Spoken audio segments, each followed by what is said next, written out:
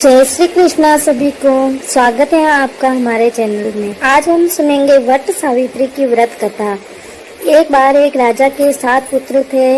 उनमें से सबसे छोटे बेटे के कोई संतान नहीं थी, तो उसकी बहू का उतना आदर सत्कार नहीं होता था जितना कि दूसरी बहुओं का होता।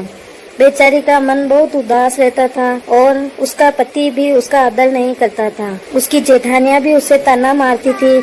एक बार उसकी एक दासी ने एक कला निकाली और चारों ओर ये खबर फैला दी कि कुंवारी रानी जी को आशा है, अर्थात वो गर्भवती है। कुंवर रानी ने इस झूठ के लिए दासी से कुछ बुरा भला कहा, परंतु दासी ने उसकी बात नहीं मानी और उससे चुप रहने को कहा। बेचारी चुप रही।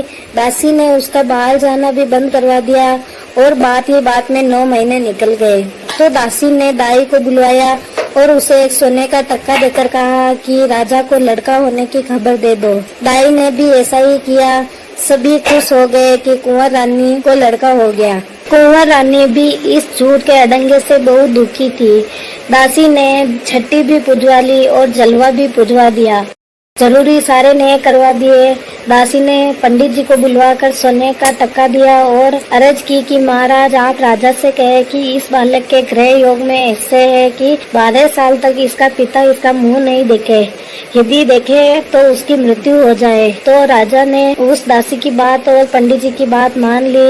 इसी तरह समय समय पर एक न एक बात रच कर दासी ने 11 साल निकाल दिए। सबको विश्वास था कि राजा का लड़का है और बड़ा हो रहा है, और दासी ने अब ये बात चलवाई कि लड़के के विवाह करके बहू सही देखना अच्छा है। तो राजा ने यह बात मानकर एक अच्छे ठिकाने पर उसका विवाह पक्का कर दिया और आखिरकार में लग्न का दिन भी आ गया। पहले के सभी काम, बान मनोरे आदि सभी काम बाकायदा हुए, पर लड़के को किसी ने नहीं देखा। बारात जाने की तैयारी होने लग गई। कुंवर रानी ने सोचा कि अब तो पोल खुलते ही रहेगी, पर दासी ने कहा आप बिल्कुल चुप रहना और देखती रहो। उसने आटा लिया और आटे को गूंथकर एक पुतला बना दिया और उस पर कपड़े लत्ते पहनाकर एक पालकी में बिठा दिया और बारात के साथ उस पालकी की निगरानी में चली। आगे जाकर एक गांव के पास में एक वट का वृक्ष था। वहाँ पर कुछ महिलाएं पूजा कर रही थी। उस दिन वट सावित्री का पूजन था। तो दासी ने वह पालकी वहाँ रुकवाई और उन स्त्रियों से बोली कि बहनों आप इस बेले की निगरानी रखना, तो मैं गांव में जाकर पूजा का सामान ले आऊं और आप ही के साथ में कहानी सुन लूं और पूजा कर लूं। तो स्त्रियों ने कहा ठीक है, हम ध्यान रखेंगे।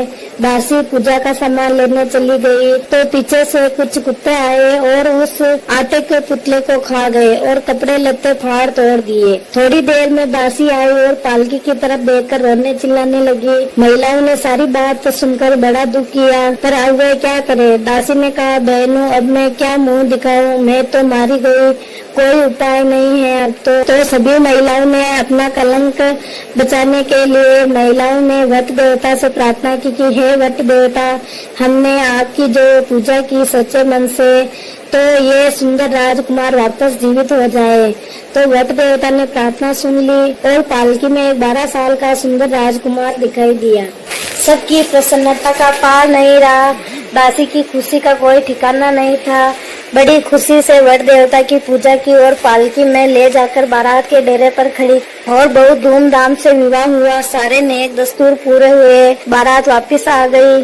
धूमधाम और गाजे बाजे के साथ गांव में लाई गई। राजा ने राजकुमार का पहले मुंह देखा। इसके बाद सबने देखा, सबके मुंह खिल उठे। राजकुमारी रानी ने भी दासी का बहुत आदर सत्कार किया और सारी बात पूछी। दासी ने भी उससे सारी बात बताई और उसे भी वट वृक्ष की पूजा का संकल्प करवाया। कंवर रानी ने दासी की बात मान ली और सारे परिवार में आनंद छा गया और नगर में ढिंढोरा पिटवाया कि सब स्त्रियां बड़ का पूजन करें और वट सावित्री का व्रत कर रहे। अगर आपको ये कहानी पसंद आई हो तो वीडियो को लाइक करें और चैनल को सब्सक्राइब करें और आगे से आगे शेयर करें। जय श्री कृष्णा।